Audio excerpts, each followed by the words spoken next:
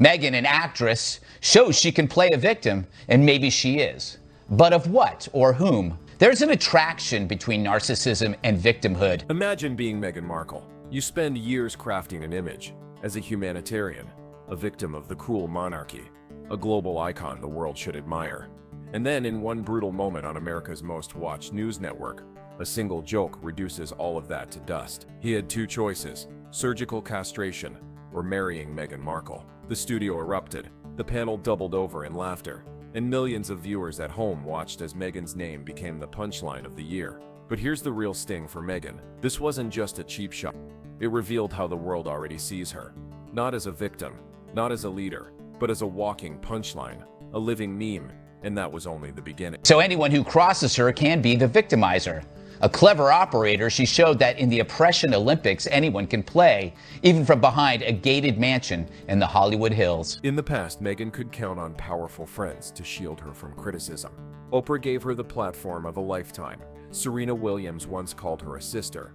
Tyler Perry literally handed over his Beverly Hills mansion when she and Harry fled the UK. But when Greg Gutfeld's joke went viral, something telling happened. Every single one of them stayed silent. No tweets, no statements, no damage control. Nothing. The same Hollywood elites who once rushed to praise her now kept their distance. And that silence was louder than the laughter. Why? Because in Hollywood, reputation is currency. And right now, Meghan's is bankrupt.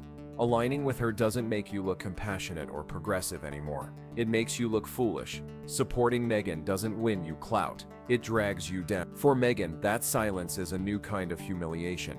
It's one thing to be mocked by strangers. It's another to be abandoned by the very circle you thought would always protect you. And when the people who once built you up suddenly stop answering the phone, that's when you know the empire is crumbling. Leave and not to do any of their duties, and then they weren't given basically the protections and the funds that come from the royal service. So the brutal truth? That joke only worked because people already see Meghan as unbearable. The laughter wasn't really about Greg Gutfeld's punchline. It was about what the crowd already believed before he even said it. Meghan has spent years presenting herself as the eternal victim, but to the public she comes across as entitled, preachy, and exhausting. And that's why the room exploded. Because when her name is mentioned, people don't think inspiring leader. They think drama. They think complaint. They think scandal. Meghan has become the kind of celebrity who guarantees a laugh, not because the joke is clever, but because her reputation makes her the joke. That shift is deadly. Criticism can be countered with PR spin. You can deny, defend, or distract. But once the public starts laughing at you, there's no rebuttal. You can't argue with laughter. You can't sue it away. And that's the trap Meghan now finds herself in. Her biggest enemy isn't the media, the royals, or even Greg Gutfeld. It's the audience who sees her as ridiculous before she even opens her mouth. And if Meghan was hoping her Hollywood allies would step in and protect her image, what happened next was even more devastating. to pay for their own security. Basically, that was it. You know, should the royal household or the British taxpayer pay for the security if they're not there? I would argue no. I think the other thing that really really got me in the interview was, well, two things. Did you see that for 8 minutes you cry about flower girl dresses? And I'm pretty sure that in every family, when there's a big wedding, someone cries. Yes. Because it's just stressful. And she got to do this and he didn't get to do that, especially in big families. And it's like a big thing. But like 8 minutes about who made who cry about flower girl dresses. The moment Greg Gutfeld dropped that line, Meghan's carefully polished brand took a direct hit. This wasn't some late-night comedian in a dingy club testing out edgy material. This was Fox News, prime time, mainstream, millions watching. And the laughter that followed wasn't polite. It was loud, raw, uncontrollable. The kind of laughter that tells you the audience didn't just find it funny, they found it true.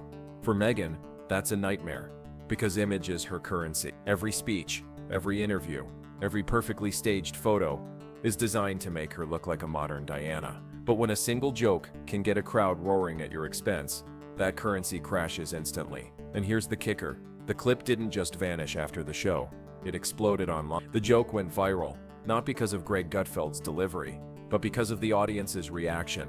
People shared it, remixed it, and laughed all over again. In a matter of hours, Meghan wasn't trending for her activism, her philanthropy, or her brand. She was trending because a TV host suggested that marrying her was worse than castration.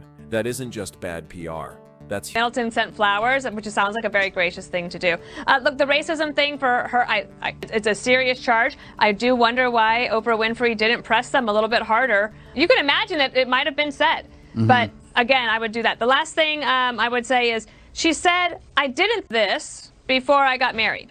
Right. That's a lie. It can't possibly be true. Yeah. Just a correction there, Dana. The royal baby does have some very large duties. Jesse, I saved you for last because I know that this is a story that is important to your heart. You've been Googling Prince Harry since, I don't know. So what's your story?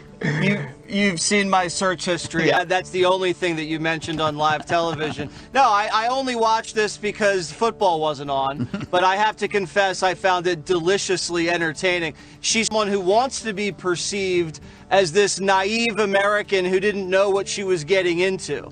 She had done no research on the institution or the history or the expectations. It's not all tea and crumpets, Gutfeld. Yes. There are royal duties that you have to perform. Big mentioned before that she's expected to perform. So she gets out there and just gets savaged by the British tabloids. Race baiting, anonymous sources, fake news. We're familiar with how that operates, right? So she couldn't hack it. She couldn't handle it, and she wasn't getting any support from the family. So Harry whisks her away and they dial back their duties, and that's fine. Now, Prince Waters, would I have handled it this way? Absolutely not. I wouldn't have done Oprah. I would have shut my mouth, collected my money from my Hollywood deals and in my grandmother's lap, whose husband is in the hospital right now. So a little advice from a commoner. Yes. Maybe not. Don't go on Oprah. Okay? Maybe try that. Yeah, go on Waters World. Yeah. It would have been Very great. commoner. If Meghan thought the laughter was just a bad headline or a passing meme, the numbers told a harsher truth. In the UK, her approval ratings have hit rock bottom, so low that she often polls beneath royals with scandals of their own. That's not just unpopularity. That's rejection. And in America, the place she once thought was her safe haven, the slide has begun. Polls show her popularity shrinking fast, with fewer and fewer people willing to defend her. The country that once embraced her as the fairy tale outsider is now rolling its eyes every time her name trends. That's why Greg Gutfeld's joke didn't cause outrage. It didn't spark hashtags, protests, or boycotts. Instead, it caused laughter, because it lined up perfectly with how the public already feels. Meghan is no longer the princess who escaped the palace. She's the celebrity who complains too much, spends too much, and delivers too little. And here's the problem with falling approval. It doesn't just mean fewer fans, it means fewer opportunities. Brands don't want you. Networks don't trust you. Hollywood stops returning your call. Once the numbers collapse, the image collapses with them. And the irony is, Meghan herself helped dig this hole, because her brand, the one she built her empire on, never truly worked.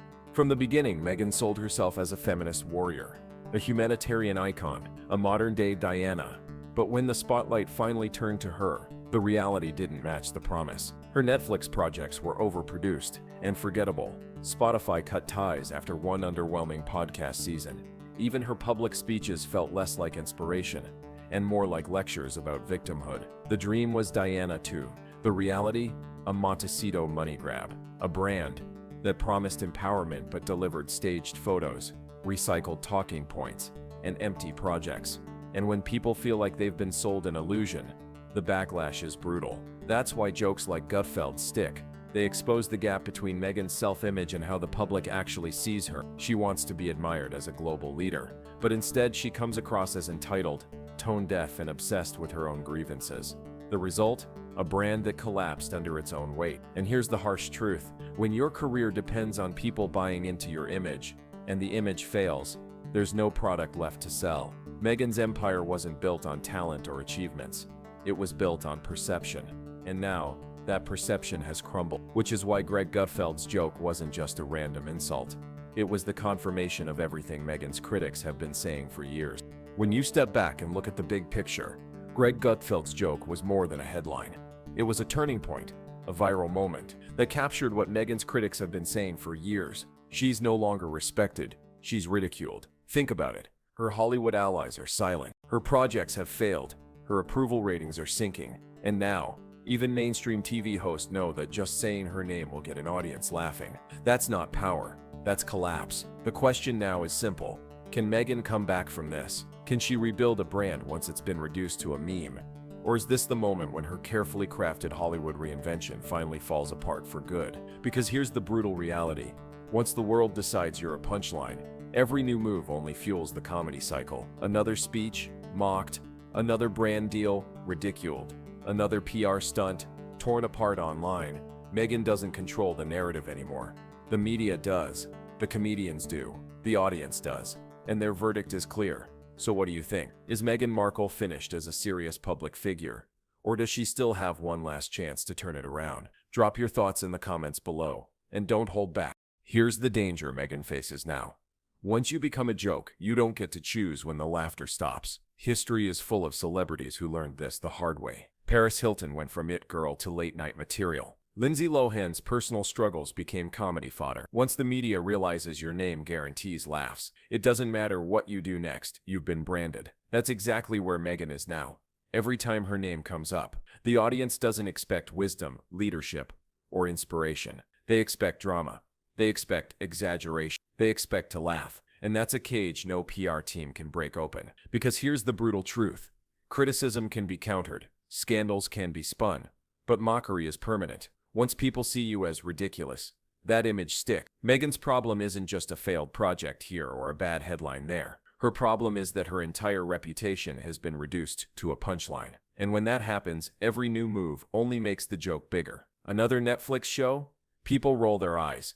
Another activist speak, cue the laughter. Another glossy PR campaign. More memes. Meghan can keep trying to reinvent herself, but the cycle is out of her hands. The laughter has taken over. And that leads to the final question. Can Meghan ever escape this spiral, or is this truly the end of her credibility?